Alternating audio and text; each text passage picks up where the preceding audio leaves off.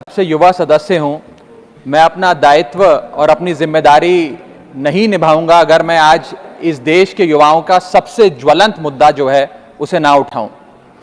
Sir, इस देश में दो शिक्षा व्यवस्थाएं हैं।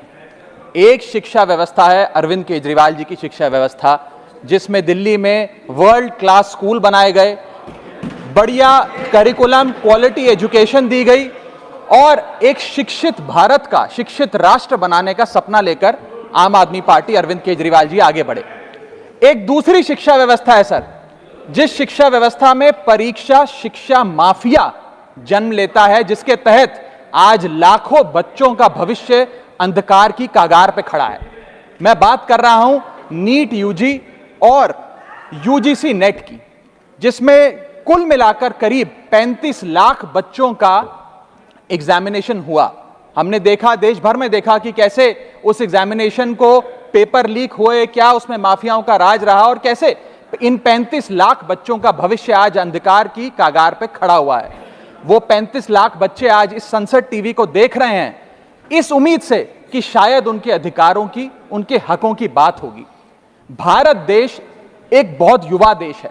भारत की 65% आबादी 35 साल से कम आयु की है। मैं आपको बताना चाहूंगा कि इस दुनिया के सबसे युवा देशों में भारत आता है, जहां जापान की पॉपुलेशन की औसत उम्र 50 साल है, इटली की 48 साल है, जर्मनी की 46 साल है, यूनाइटेड किंगडम की 40 साल है, चीन की 40 साल है।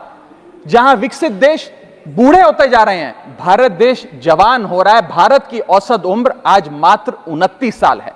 लेकिन हमने इस युवा भारत के लिए किया क्या? मैं आपको बताना चाहूंगा कि भारत में दुनिया की सेकेंड हाईएस्ट स्टूडेंट पॉपुलेशन है। अगर आप प्राइमरी, सेकेंडरी और हायर एजुकेशन को जोड़ लें तो कुल मिलाकर 31 करोड़ आबादी भारत देश की स्टूडेंट्स कहलाती है, यानी कि पढ़ाई लिखाई का काम करते हैं। लेकिन उन युवाओं के लिए हमने किया क्या? मैं बताना चाहता हूं कि इस व्यवस्था ने, सरकार ने उन लोगों के लिए क्या किया। 2 आईपीएल हैं सर इस देश में। एक आईपीएल है जिसमें गेंद और बल्ले का खेल होता है, जिसे कहते हैं इंडियन प्रीमियर लीग, और दूसरा आईपीएल है जिसमें युवाओं के भविष्य के साथ खेल होता है, जो है Indian paper leak.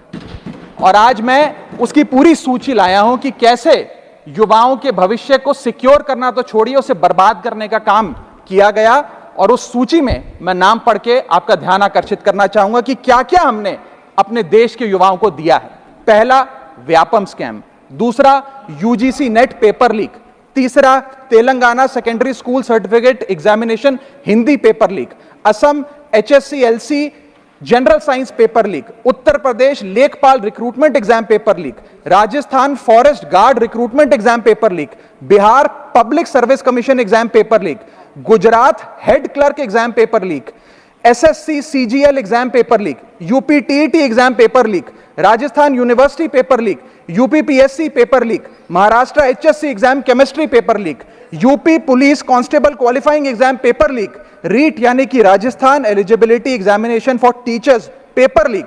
Haryana police constable exam paper leak. Himachal Pradesh police constable exam paper leak. Railway recruitment board group D exam paper leak. Orissa teacher eligibility test paper leak. Assam police recruitment exam paper leak. Bihar board का 10वीं कक्षा का भी examination paper leak. Telangana SSC exam paper leak.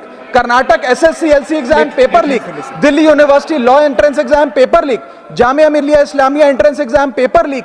UP board exam mathematics और bio का paper leak. Rajasthan teacher recruitment exam paper leak. और इस साल का नीट का 2024 का पेपर लीक। माननीय राघव चड्ढा जी, ये ऑथेंटिकेट करके आप यहाँ मैं दूंगा सर, सारी रिपोर्ट दूंगा। Thank you sir. आज हम अपने देश के युवाओं को एक अच्छी शिक्षा व्यवस्था नहीं दे पाए, नौकरियां नहीं दे पाए, बेरोजगारी चरम पर है, ऑर्गेनाइज सेक्टर की बेरोजगारी चरम पर है और अनऑर्गेनाइज सेक्टर की तो आंकड़ों की क्या बात करी जाए सर। मैं इन स्टूडेंट्स की पीड़ा इसलिए भी समझता हूं क्योंकि मैं खुद स्टूडेंट रहा हूं। इस देश की सबसे one of the most competitive examination chartered accountancy को क्लियर कर यहां पहुंचा हूं सर। मुझे पता है कि क्या पीड़ा होती है जब सालों की आपकी मेहनत पर पानी फिर जाए, क्योंकि एक एग्जामिनेशन, एक पेपर लीक हो जाता है। तब सिर्फ दिल नहीं टूटता, विद्यार्थी, एक इंसान पूरा टूट जाता है, उसका मनोबल टूट जाता है। आज उस मनोबल को हमें सबको मिलकर एड्रेस करने की आवश्यकता है। और आज मैं उन युवाओं की ओर से नीट से संबंधित उन 35 लाख स्टूडेंट्स की ओर से सरकार से 5 सवाल पूछना चाहूंगा। और वो पूछने से पहले ये बताना चाहूंगा कि एनटीए, जो जिसे नेशनल टेस्टिंग एजेंसी का नाम देके जिसका गठन किया गया था कि वो युवाओं के भविष्य के लिए कुछ कारगर कदम उठाएगी, एक ट्रांसपेरेंसी से एग्जामिनेशन कराएगी, उस एनटीए का फुल फॉर्म आज नो ट्रस्ट एनीमोर हो गया है। कोई भी विद्यार्थी आज इस एनटीए पे विश्वास नहीं कर रहा। और मैं विद्यार्थियों की ओर से ये 5 सवाल सरकार से पूछना चाहूंगा, नीट से संबंधित सटीक सवाल। पहला सवाल, नीट का पेपर जिसमें मात्र 1, 2, बहुत हुआ तो 3, 4 स्टूडेंट्स की रैंक 1 आती है, जैसे कि 2023 में मात्र 2 लोगों की रैंक 1 आई, 22 में मात्र 4 लोगों की आई, 2021 में मात्र 3 लोगों की आई। जब इतने कम स्टूडेंट्स की रैंक 1 आती है, तो इस साल 2024 के नीट के पेपर में कैसे 67 बच्चों की रैंक 1 आ गई, जबकि फैकल्टी और टीचर्स ये मानते हैं कि बहुत मुश्किल पेपर था। सर मेरी पार्टी का समय बचा हुआ है सर, प्लीज मेरे को 2-3 मिनट दे दीजिए। नहीं सर, 4 मिनट 5 मिनट भी नहीं हुए सर, वक्त दे दीजिए please. Conclude with in a minute sir, 1 minute conclude, otherwise I will move.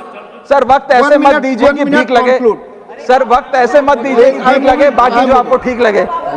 Sir मेरा दूसरा सवाल, कैसे मैथमेटिकली इंपॉसिबल नंबर स्टूडेंट्स के आते हैं? इस एग्जाम में या तो 720 नंबर आएंगे जिसके सारे जवाब सही हैं, और अगर एक भी गलत हो गया तो आप 715 नंबरों पे आ जाएंगे। इस 715 और 720 के बीच में किसी के नंबर नहीं आ सकते, लेकिन इस बार ग्रेस मार्क्स देकर 717, 718, 719। और आखिरी सवाल, मेरा आखिरी सवाल, मैं समाप्त कर रहा हूं सर। इस बार जो इस नीट एग्जाम के नतीजे 14 जून को आने थे, उसको 10 दिन पहले कर दिया गया। हम देखते हैं कि नतीजों में देरी